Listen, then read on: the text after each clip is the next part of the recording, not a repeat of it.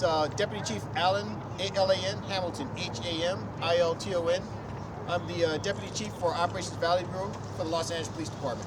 Can you walk us through how did this all begin? How did you get onto this guy? So at approximately 4:45 this evening, our Gang and Narcotics Division surveillance unit was following a homicide suspect here in the Operations Valley Bureau area. They had followed the suspect to an area nearby, attempted to initiate a traffic stop. When they tried that, the suspect fled. There was a brief pursuit. The suspect was involved in a traffic collision and he fled into this area. And I'm sorry because that gas is kind of strong. They followed him to this area. We had an air unit that was overhead that observed the suspect running through backyards, confronting neighbors. At one point, this suspect approached one of the residents in his backyard and attempted to get into an altercation with him. So our North Hollywood units that had responded to the area formed a quick perimeter. We were seeking his surrender. He continued to flee from the officers. Ultimately, moments ago, we determined that he was in a confined area here along Agnes Street, and we successfully took him into custody. Our canine officers, they gave repeated warnings to the suspect. They tried to talk him out. They attempted to have him come out. He did not respond. A subsequent search revealed that he was hiding in a small structure in the area, and he was taken into custody without incident. We saw officers carrying a crowbar into the back as well as a battering ram. What was that like trying to get him out? So there were areas that we did not have access to that we had to break in order to determine if he was inside of those areas. Is this a garage or a shed? Describe the building he was in. Yeah, so it was basically a detached structure at the back of a residence where we eventually located it. Speak to us about the gas, the use of the gas that you're smelling. So that was basically used in order to effect a safe arrest, safe for everyone, including the suspect. We used multiple different techniques to try to talk him out, but he never responded to any of the attempts to talk him out over the last couple of hours. Out of the shed, did he ever enter a private home? He never entered a residence. The only time that we actually observed him from the air unit, he was actually going from fence to fence. And the homicide in question that spawned all this, when and where did that happen? That was a homicide from last year, and basically one of the units that are investigating a string of homicides and robberies enlisted our Gang and Narcotics Division surveillance unit.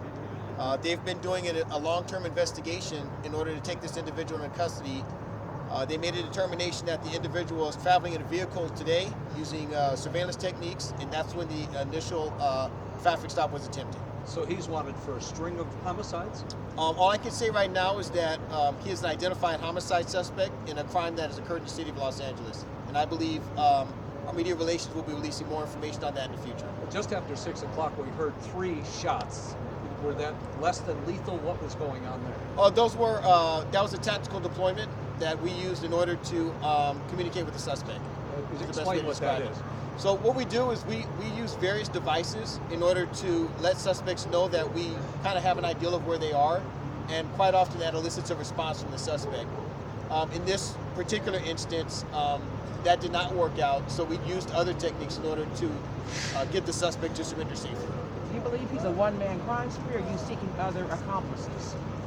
I don't have that information at this point on this particular suspect. I believe there are other suspects that may have been engaged in criminal activity with him, but I do not have that information at this time. Is he a gang member, an active gang member? I also do not have that information at this time. But do you think he's wanted for more than one homicide?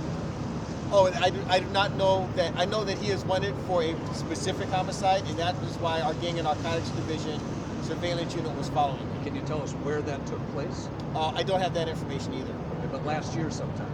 It was from an investigation last year. Yeah, I don't have all the information on that particular issue. You say media relations will reveal that shortly? I believe they'll come out with additional information on this suspect, and if he's linked to other suspects, they will release that information soon. Any idea what drew him to this neighborhood? I do not know why he ended up in the North Hollywood area.